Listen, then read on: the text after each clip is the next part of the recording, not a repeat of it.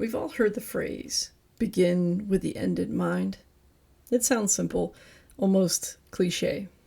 But every once in a while, life gives you a moment where the phrase stops being motivational, poster material, and it turns into a very real, very uncomfortable lesson.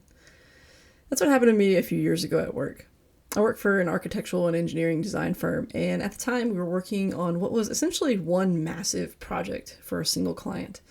Instead of giving it all to one firm, the client split it up into basically 6 different pieces and 6 different teams. The firm I work for got 3 of those pieces, all in the same area of the building. From a distance, things were going great. The teams were collaborating well, the designs were solid, and schedules were moving forward.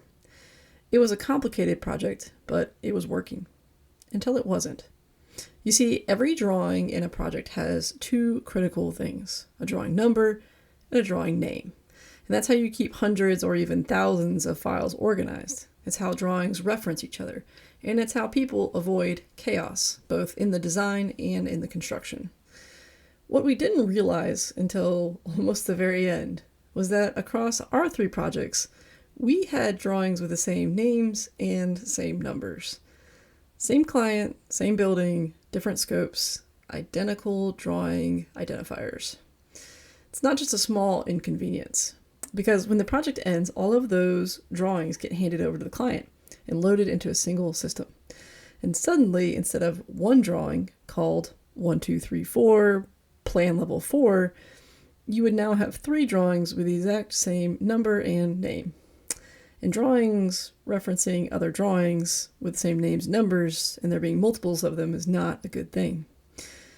So now you're asking questions like, which drawing 1, 2, 3, 4 references which drawing 1, 2, 3, 7, which version's correct, and which one do we build from?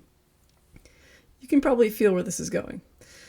Thankfully, we caught it before we turned everything over, but fixing it meant an addendum and renumbering and renaming across multiple disciplines of engineering and architecture, and it was a lot of rework. Work that we couldn't bill to the client because, well, it was our goof.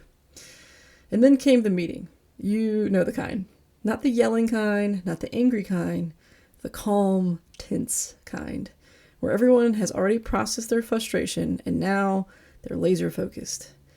And my boss said, very calmly, how did we not figure this out from the very beginning? Silence.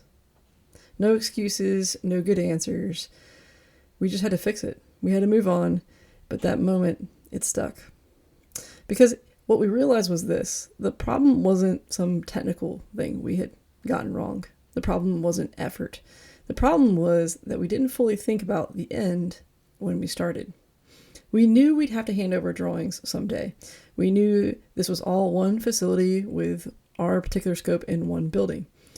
But we didn't pause early enough to ask, how does this all come together at the finish line? Since then, something interesting has happened.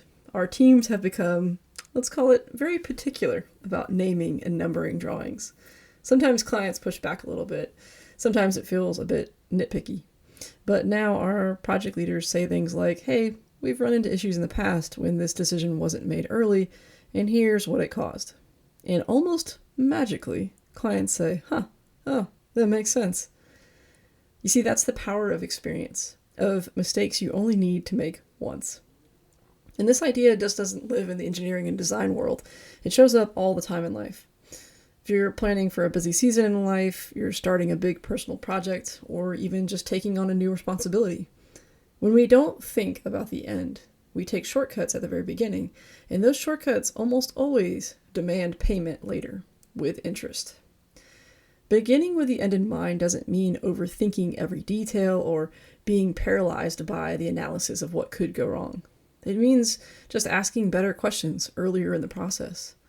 If this decision plays out to the end, what does it look like? Is this shortcut actually saving time or creating future rework?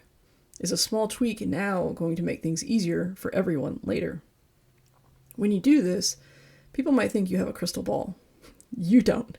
You just learned. You paid attention, you remembered, and here's my encouragement to you today based on this.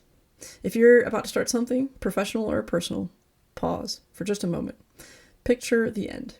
Not perfectly, not obsessively, just enough to see where things could break. Because when you begin with the end in mind, you don't just make a better decision. You make life easier for yourself and everyone else involved. And trust me, your future self will be very, very grateful.